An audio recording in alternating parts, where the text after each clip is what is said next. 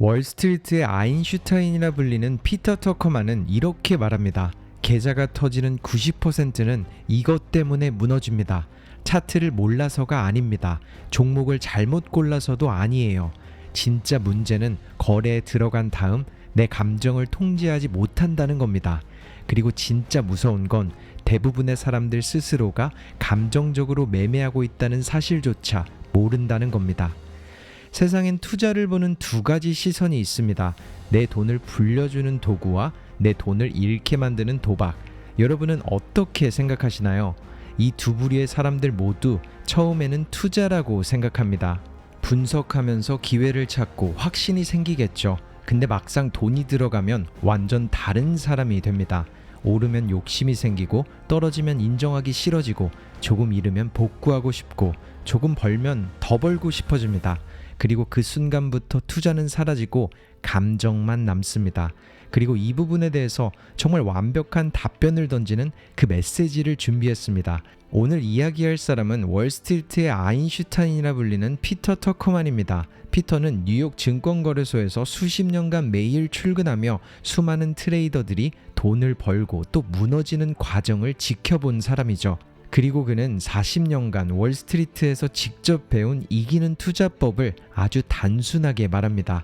더 많이 아는 사람이 이기는 게 아니라 감정을 통제하고 원칙을 지키고 멈춰야 할 때 멈출 수 있는 사람이 시장에서 살아남게 됩니다.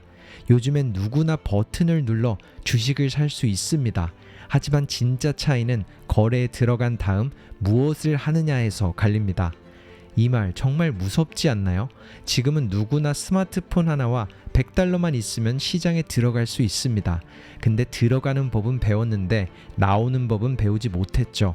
그래서 대부분의 사람들은 돈을 버는 법이 아니라 돈을 잃는 법부터 배우게 됩니다. 생각해보세요. 주식을 사는 건 쉽잖아요. 코인을 사는 것도 쉽고 차트에 선을 긋는 것도 배울 수 있어요. 근데 내가 산 종목이 떨어질 때 손절할 수 있는가? 조금 벌었을 때 멈출 수 있는가? 손실이 났을 때 복수하려고 다시 들어가지 않을 수 있는가? 여기서 진짜 실력이 갈립니다. 대부분의 사람들은 돈을 잃어서 무너지는 게 아닙니다. 잃은 돈을 되찾으려다가 더 크게 무너지게 되거든요. 처음에는 10만 원만 잃습니다. 근데 그걸 인정하지 못해요. 한 번만 더 하면 복구할 수 있어. 이번엔 진짜 올라갈 거야. 여기서 팔면 내가 진짜 지는 거야. 그 순간부터 판단은 흐려지고 손실은 커지고 계좌는 천천히 터지기 시작합니다. 피터가 말하는 핵심은 세 가지입니다. 포모, 하입, 희망. 이 세 가지는 전략이 아닙니다. 그건 돈을 버는 방식이 아니라 돈을 태우는 방식입니다. 그래서 오늘 영상은 종목 추천에 대한 이야기가 아닙니다. 차트를 보는 방법에 대한 이야기도 아니에요. 오늘은 왜 대부분의 사람들이 시장에 들어가자마자 무너지는지, 그리고 왜 돈을 버는 사람들은 매수 버튼보다 멈추는 버튼을 먼저 배우는지 그 이야기를 해보려고 합니다. 그리고 특히나 여러분이 투자를 하신다면 혹은 계획하고 있다면 끝까지 보셔야 하는 이유가 있습니다. 후반부에 가면 피터 터커만이 40년 동안 월스트리트에서 배운 계좌를 지키는 5가지 규칙이 나오니까요. 먼저 말하건대 이 5가지는 절대 화려하지 않습니다. 듣는 순간 이게 다야? 싶을 수도 있어요.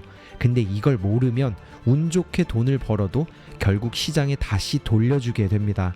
왜냐하면 시장에서 오래 살아남는 사람은 한 번 크게 버는 사람이 아니라 크게 무너지지 않는 사람이기 때문입니다. 그럼 본론으로 들어가 볼게요. 가장 먼저 많은 사람들은 트레이딩을 착각합니다.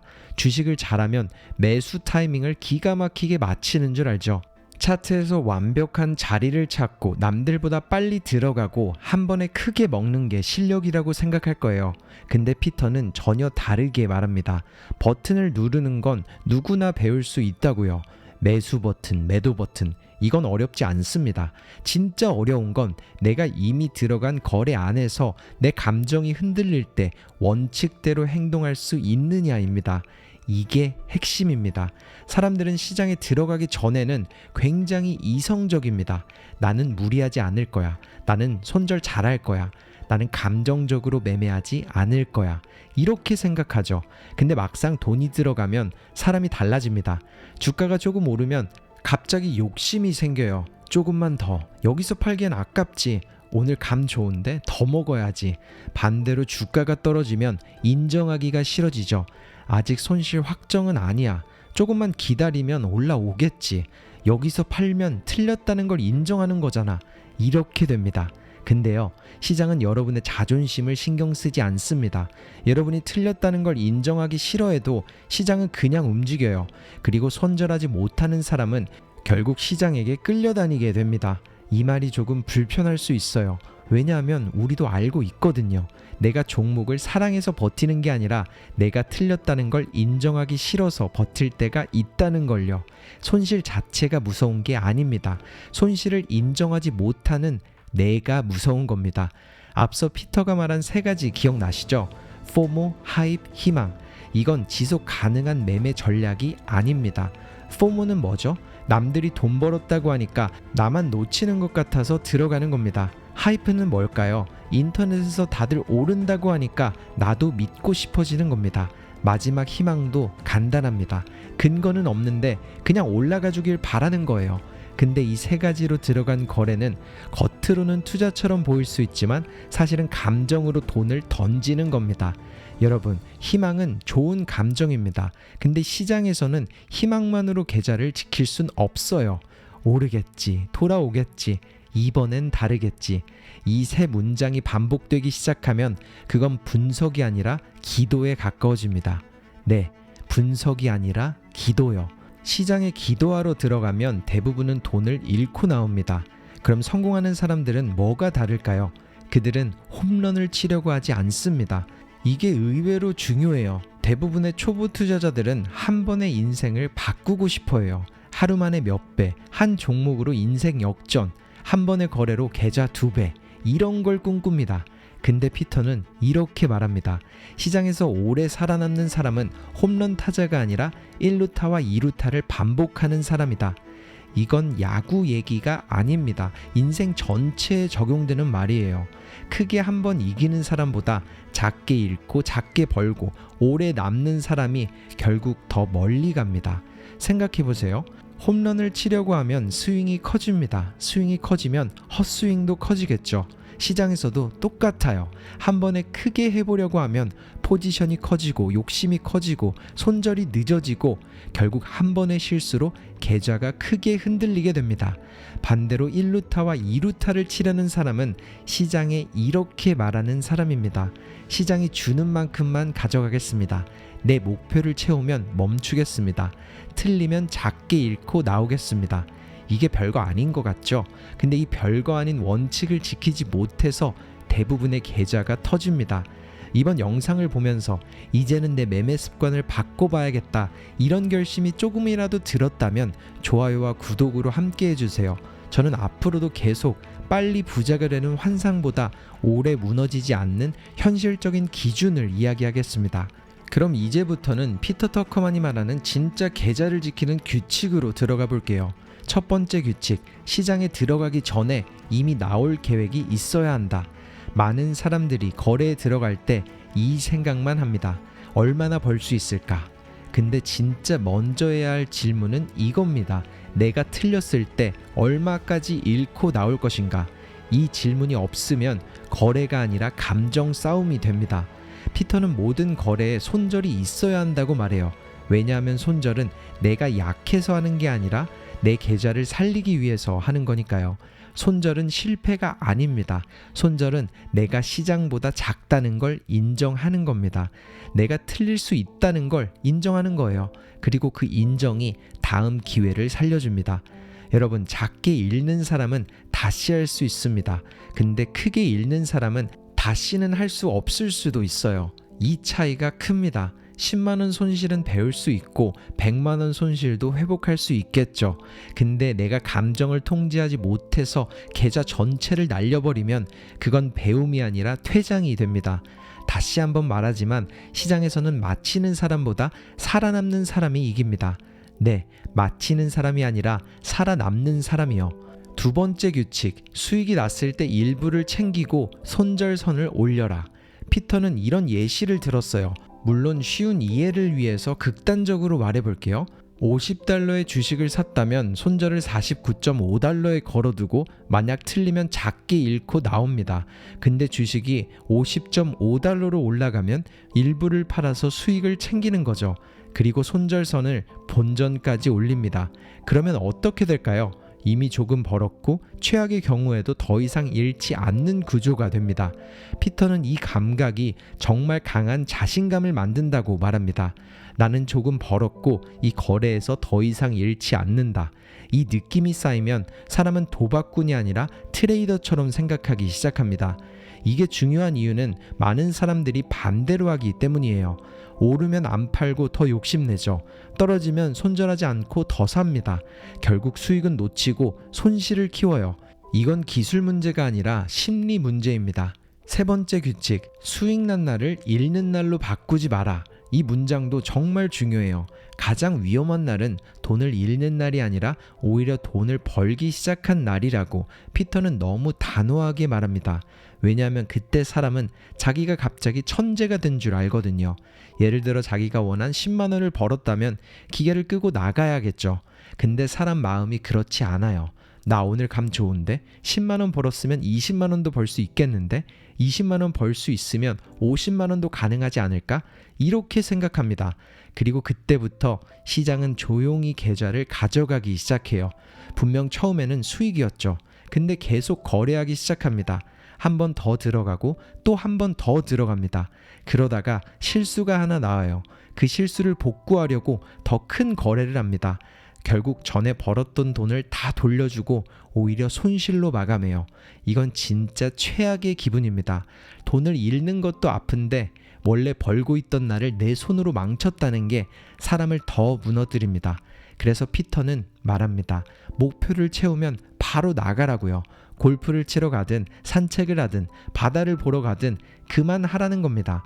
왜냐하면 시간은 다시 돌아오지 않는 자산이니까요. 여러분, 돈을 더 벌려고 주식시장에 들어갔는데 하루 종일 화면 앞에서 감정이 망가지고 결국 돈도 잃고 시간도 잃고 자존감까지 잃는다면 그건 투자가 아닙니다. 그건 나를 갈아넣는 게임입니다. 네 번째 규칙, 복수 매매는 절대 하지 마라. 복수 매매는 작은 손실을 큰 파산으로 바꿉니다. 누구에게나 손실이 나는 날이 있을 겁니다. 그건 누구에게나 와요.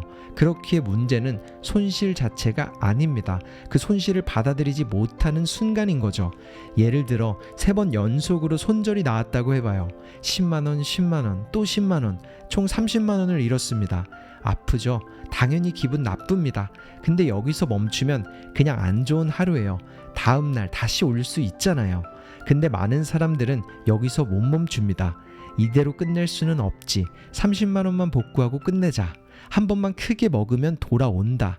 이 생각이 들기 시작합니다. 그리고 그때부터 위험해집니다. 왜냐하면 이제 목표가 수익이 아니라 복수가 되거든요. 시장에 복수하려고 들어가는 순간 이미 진 겁니다. 피터는 이렇게 말합니다. 손실 나는 날이 있다고 해서 당신이 패배자가 되는 건 아니다. 하지만 복수 매매는 작은 손실을 훨씬 큰 손실로 바꾼다. 이 말 정말 무섭지 않나요? 지는 날이 나를 망치는 게 아니라 지는 날을 인정하지 못하는 내가 나 스스로를 망칩니다. 마지막 5번째 규칙, 물타기를 조심하라.